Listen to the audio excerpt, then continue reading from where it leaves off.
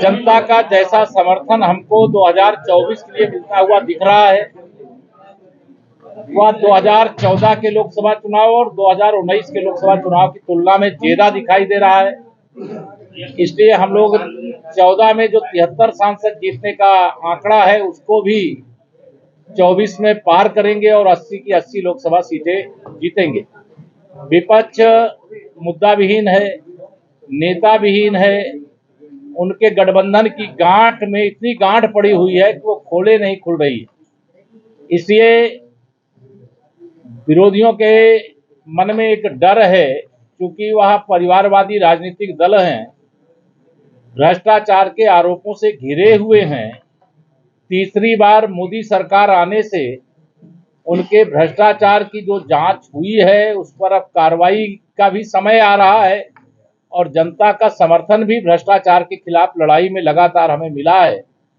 अभी 5 राज्यों के विधानसभा चुनाव में भी भारतीय जनता पार्टी जहां मध्य प्रदेश में अपनी शानदार वापसी करेगी, वहीं राजस्थान और छत्तीसगढ़ में हम लोग 2023 की इस विधानसभा चुनाव में फिर से सरकार बनाने जा रहे हैं।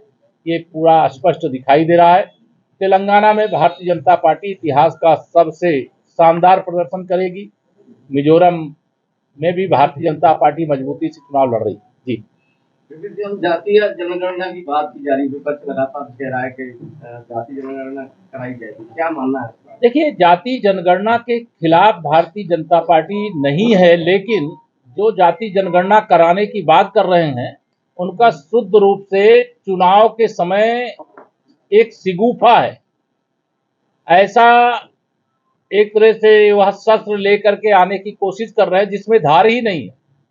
जब यह सत्ता में थे तब इन लोगों ने कुछ किया नहीं, जब सत्ता में नहीं है, 2024 का लोकसभा चुनाव सामने है, तब इन्हें पिछड़े वर्ग की याद आएगी, फिर अनुसूचित वर्ग की याद आएगी, उसके बाद अनुसूचित जनजाति वर्ग की याद आएगी, फिर गरीबों की याद आएगी, फिर महिलाओं की याद आएगी। लेकिन इनकी नीयत खराब है, ये किसी के सगे नहीं है। जब सत्ता में थे किसी का ध्यान नहीं रखा, जब सत्ता से बेदखल हो गए तब इस प्रकार के यह विषय उठा रहे जिसे जनता नकार चुकी। सर, आजम खान के बेटे हैं अब्दुल्ला आजम, 2 जन्म प्रमाण पत्र की बात बता रहे हैं, तो नहीं कितना सही है आप लोग पता करिए। शायद उनका जो मुकदमा है माननीय न्यायालय के समक्ष वह नकार दिया गया है और शायद, मैं अभी अधिकृत नहीं बोल रहा हूँ, आप देख करके, अभी वो चूंकि मामला अदालत में है और अदालत ने ही जब उसको नकार दिया है तो हमको कुछ कहने की आवश्यकता नहीं। लेकिन यह ध्यान में रहे सबके कि जो गलत करेगा वो बचेगा नहीं, वो चाहे मोहम्मद आजम खां हो और या कोई और। सर, इंडिया के बारे में क्या कहना चाहेंगे?